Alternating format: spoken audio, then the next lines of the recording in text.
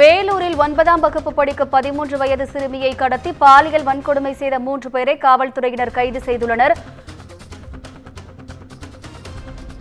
கூடுதல் விவரங்களை செய்தியாளர் ஜான்சன் வழங்க கேட்கலாம். வணக்கம் ஜான்சன், கூடுதல் விவரங்கள் என்ன?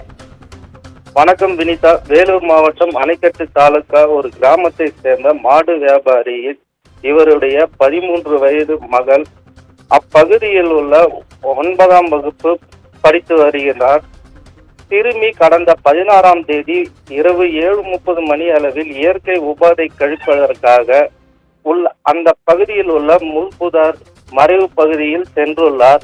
அங்கு அணைக்கட்டு தாலுகா கிராமத்தை சேர்ந்த வீரப்பன், இளமாதன், சின்ராசு ஆகிய 3 பேரும் மது அருந்தி கொண்டிருந்ததாகவும், மது அருந்திய பொழுது இந்த 3 பேரும் சிறுமியை மடக்கி பிடித்து வாயை பொத்தி சிறிது தூரம்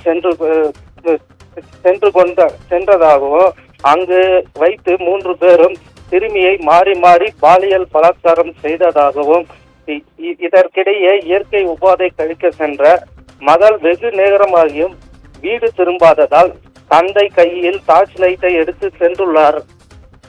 சிறிது தூரத்தில் மகள் அலறும் சத்தம் கேட்டு அதிர்ச்சி அடைந்த அவர் அங்கு அந்த பகுதியில் சென்று பார்த்தபோது அங்கு அலறல் சத்தம் கேட்ட நிலையில இதனை கண்டு அதிர்ச்சி அடைந்துள்ளார். மேலும் வீரப்பன், இளமாதன், சின்ராசு ஆகிய 3 பேரும் பிடிக்க முயற்சி செய்துள்ளார். அவர்கள் 3 பேரும் தப்பி ஓடியுள்ளனர். தனது மகளை அங்கு நடந்த சம்பவம் வெளியில் தெரிந்தால் அவமானம் ஏற்படும் என கருதி உடனடியாக உறவினர் வீட்டிற்கு அனுப்பி வைத்தார். மகளின் உடல்நிலை மிகவும் பாதிக்கப்பட்டதால் மனவேதனை அடைந்து தொழிலாளி நேற்று முன்தினம் பள்ளிகொண்டா போலீசாரிடம் புகார் அளிக்க சென்றுள்ளார். எல்லை பிரச்சனை காரணமாக புகார் பெறாமல் பள்ளிகொண்டா போலீசார் வேப்பங்குப்பம் காவல் நிலையத்திற்கு அலைக்கழித்ததாக கூறப்படுகிறது.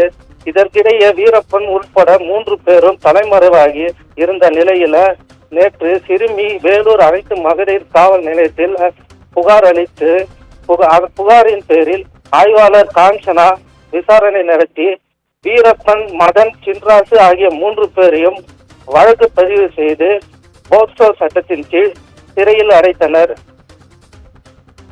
வினிதா, கூடுதல் விவரங்களுக்கு நன்றி ஜான்சன்.